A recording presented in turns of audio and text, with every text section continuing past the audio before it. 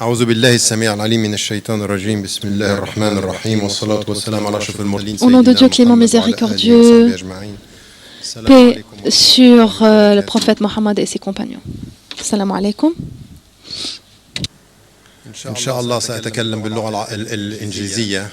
Je vais parler en anglais. Au début, j'allais parler en arabe, mais je n'ai pas de temps et je voulais en fait comparer entre l'arabe et l'anglais.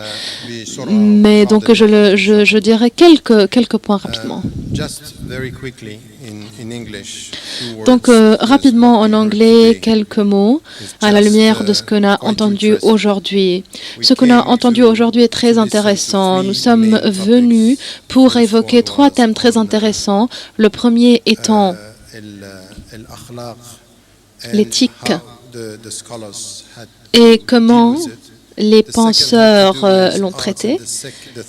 Deuxième, l'art. Et troisièmement, donc, la politique. Et malheureusement, nous n'avons pas eu le temps de prendre des questions. Je pense qu'il y avait plein de questions dans l'audience. Des questions très pratiques aussi. C'est simplement l'objectif. L'essence de notre centre est ce que nous avons entendu aujourd'hui. Cette distance entre les valeurs, l'éthique que nous avons parlé, les maqasid ou les objectifs que nous défendons et ce qui est vraiment sur le terrain. Donc, ce fossé que nous connaissons, nous avons parlé de nos valeurs et le fossé également au niveau des valeurs que nous avons dans la réalité. Vous l'avez senti, ce fossé aussi. Il y a un fossé aussi entre le cadre théorique et ce que nous devons faire. C'est sur ce front que le centre travaille. Nous ne pouvons pas trouver les réponses toutes en un seul jour, raison pour laquelle nous travaillons avec les penseurs, avec les oulémas, donc de la réalité et des textes, et nous discutons de certaines questions. Nous avions en janvier une conférence sur les bioéthiques ou l'éthique en biologie. C'est ce que nous avons senti aujourd'hui à la lumière de notre discussion. Il y a vraiment beaucoup de choses à faire. 5 points très rapidement, parce que malheureusement, nous n'avons pas le temps, mais je vais simplement résumer ce que j'ai retenu, et puis en essayant de traduire la philosophie du centre comme Dr. Jasser a dit ce matin. Il faut être très prudent. En arabe, le terme al-akhlaq peut avoir plusieurs sens, comme en anglais ou dans les langues occidentales. On ne parle pas simplement du comportement. Le terme akhlaq qui a été repris donc dans le hadith est très délicat. Lorsqu'on parle de l'éthique, et lorsque le prophète dit quelque chose d'essentiel, le sens de sa mission était le comportement dans le bien, mais non pas seulement le comportement, c'est simplement l'essence de notre religion, le sens et le cœur de l'islam. Il s'agit là de ce que nous évoquons lorsqu'on parle de l'éthique.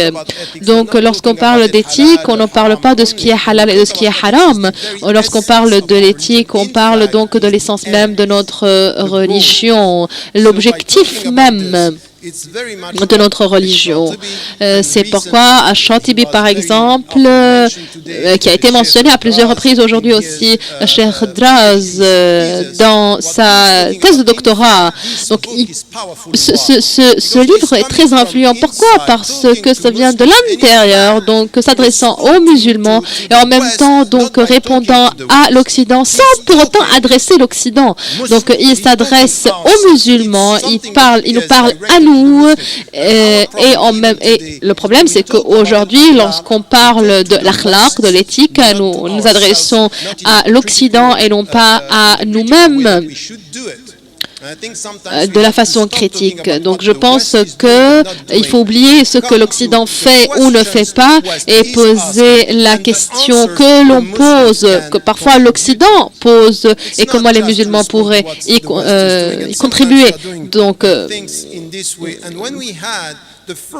lorsque nous avons tenu les premiers séminaires, nous étions 8 à travailler sur un thème très particulier, par exemple au niveau de la bioéthique. Il était clair que parce que nous avions des personnes d'autres religions ou des athées, on leur parlait comme s'ils étaient des musulmans.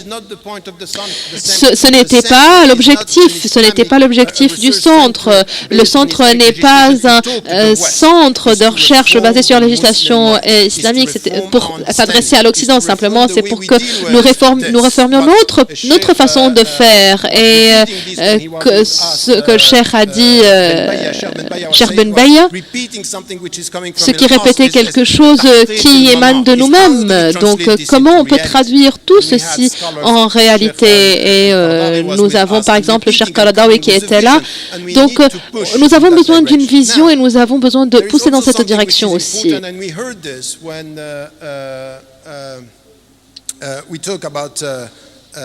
Nous avons évoqué l'éthique dans l'art aussi. Et ce qui a été dit, Cheikh Talim l'a dit, il a cité le hadith du prophète. Je ne suis pas d'accord. Je pense qu'on peut parler de l'éthique humaine. Akhlaq insani en arabe, c'est ce que Cheikh Ibn Ashur disait. Quelque chose qui est vraiment instinctif. Lorsqu'il s'agit de l'art, il faut être très vigilant. On ne peut pas mettre le terme islam partout, mais il faut savoir que l'éthique est partout. Lorsqu'on dit éthique, lorsqu'on trouve l'éthique, on trouvera l'islam. Mais ne venez pas avec le cadre du halal et du haram pour voir comment aborder les questions. Parfois, vous savez que le choix est simplement l'ibaha ou la permission. Ce qui est permis, c'est ce qui est bien. Et ce qui est bien ici, c'est ce qui est permis également dans les choses.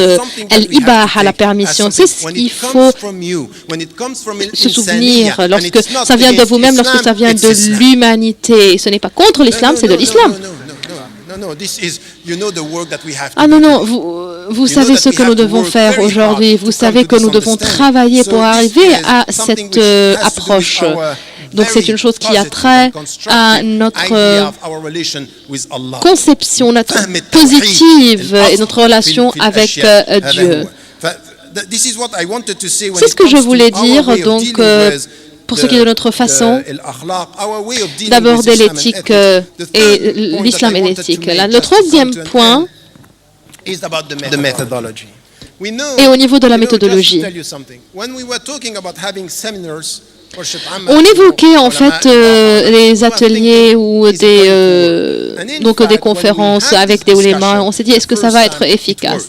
La première fois, cette discussion, on a trouvé que c'est effectivement très efficace si on passe de la question théorique à la question pratique pour donc pousser les ulémas et même les penseurs qui viennent de l'Occident. Parce que nous avons un problème avec l'Occident. On pense que ce qui vient de l'Occident est scientifique, mais sans idéologie. Mais c'est une idéologie de croire qu'il n'y a pas d'idéologie dans l'utilisation de la science.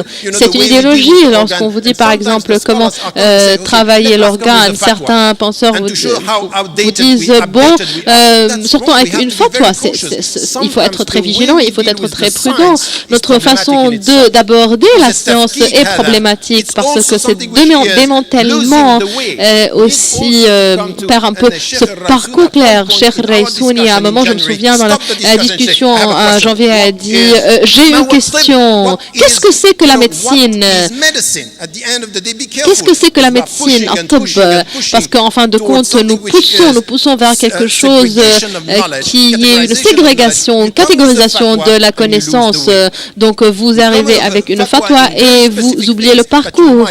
Donc, nous arrivons avec une fatwa sur des cas très particuliers, mais c'est une fatwa qui évoque quelque chose qui nous fait oublier le cadre plus général. Donc, nous défions et les penseurs et les ulémas, et je pense que c'est quelque chose que nous devons travailler.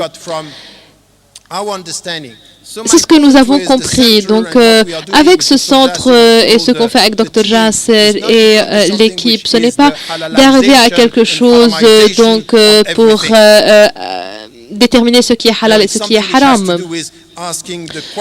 Je pense qu'il s'agit là de questions qu'il faut poser. Aujourd'hui, on a appris comment faire les choses, comment...